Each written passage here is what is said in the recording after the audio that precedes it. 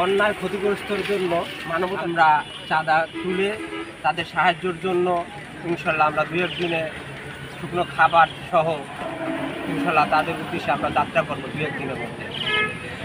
কোথায় যাত্রা করবেন? আমরা আমাদের চিন্তা আছে নোয়াখালী, কুমিল্লা, ফেনী যারা বেশি অসহায় আছে তাদের পাশে দাঁড়ানোর জন্য আমরা এই ছাত্র সমাজ প্রতিনিধি আছে তাদের নিয়ে আমরা ইনশাল্লাহ যাব। আশা করি যারা আমাদের এই ভিডিও দেখতেছেন সবাই আমাদের দিকে সাহায্যের হাত বাড়িয়ে দিবেন।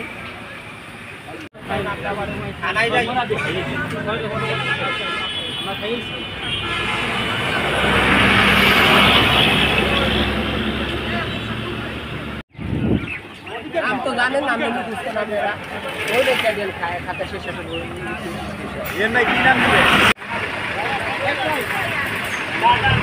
ভিড় ছিল তো ধরো